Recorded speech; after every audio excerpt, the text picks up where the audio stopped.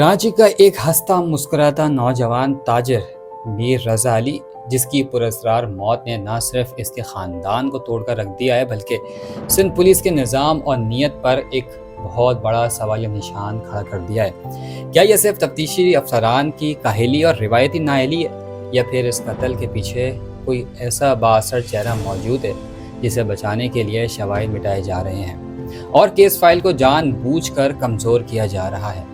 حاصل کی جانے والی ابتدائی میڈیکل رپورٹ اور پولیس سرجن کی جانب سے اٹھائے گئے 14 اہم نکات کے سامنے آنے کے بعد اس کیس نے ایک بالکل نیا موڑ لے لیا ہے۔ رپورٹ کے مطابق میر رضا کو گولی سامنے سے نہیں لگی تھی، بلکہ گولی ان کے پیچھے سے پشت سے جسم میں داخل ہوئی، یعنی وہ حملہ آور کا سامنا نہیں کر رہے تھے یا ان پر پیچھے سے وار کیا گیا۔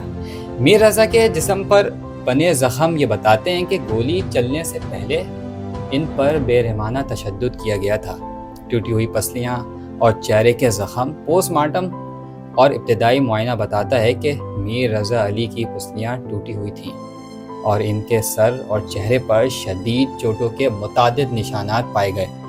پولیس سرجن نے جتنے 14 سوالات تفتیش کے حوالے سے اٹھائے تھے، ان کے جوابات تو مل گئے ہیں، لیکن ان جوابات نے واقعے کے خوفناک اور پولیس کی پراسرار خاموشی کو مزید مشکوک بنا دیا ہے۔ اب ذرا پولیس کی تفتیشی کارکردگی پر نظر ڈالیں اور سوچیں کہ کیا کوئی بھی پروفیشنل پولیس اس طرح کام کر سکتی ہے؟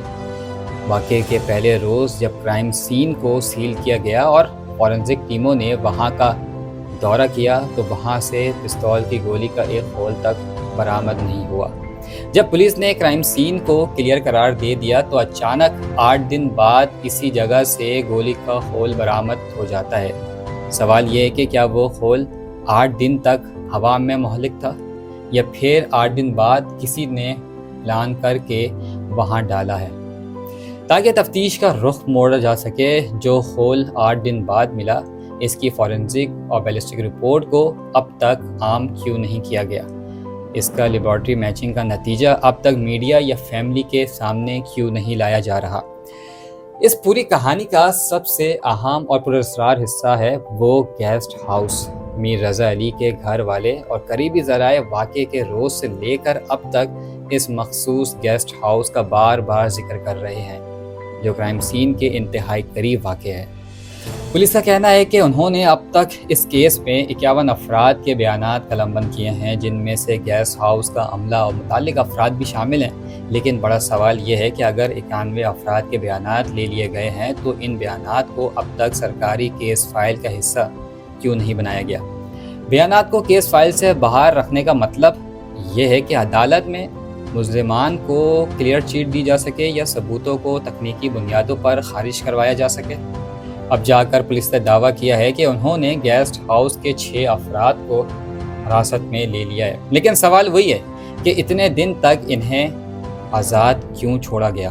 کسی بھی کرائم سین میں ابتدائی 24 سے 48 گھنٹے سب سے اہم ہوتے ہیں۔ ثبوت اکٹھے کیے جاتے ہیں، CCTV فوٹیج قبضے میں لی جاتی ہے اور کرائم سین کو محفوظ کیا جاتا ہے، لیکن میر رضا کیس میں گولی کا خول 8 دن بعد ملتا ہے۔